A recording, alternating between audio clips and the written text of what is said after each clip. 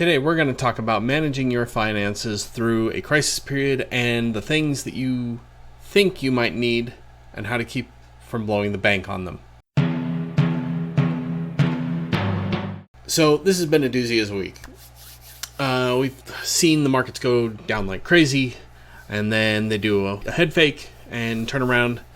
Everybody starts pouring cash back in, and then they look like a buttered up pig on a slip and slide, and they just slide right down. On top of this, local markets are running low on common essential goods. People are pouring cash out of their pockets to buy everything that they can. It's just not a good situation. And so you're thinking, what's my solution for times like this? What am I supposed to do? How do I manage the expenses that come along with the decisions that me and my family need to make? So the first step, take a step back and take a freaking breath. When my kid is being hysterical and acting like a three-nager, which she is, I tell her to stop, take a breath, and she usually calms down after that. So let's do it. 3, 2, 1. Now, the next step is to take stock of what you have and what you might need. I really doubt, you're going to need 6 years worth of toilet paper in the next 2 to 3 months. After you figure out what you actually need, food, you probably don't need water. This thing isn't probably going to affect the water supply. You don't need 35 bottles of rubbing alcohol. You don't need 250 bottles of hand sanitizer, or like that Yahoo, I forget where out east, had something like 17,000 bottles that he hoarded, and now can't move because everywhere that you can sell hand sanitizer has banned people like him. Good job.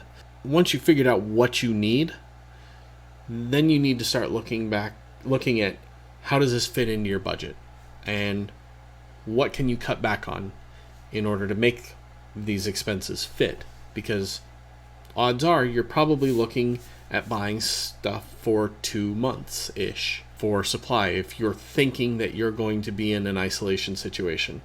And I'm not saying everybody who watches this is going to be in isolation or quarantine or anything like that. That's not my point. My point is, if you feel like that's where you're going and you have to get ready for it, this is how you financially prepare for it. The last resort to this equation is your emergency fund.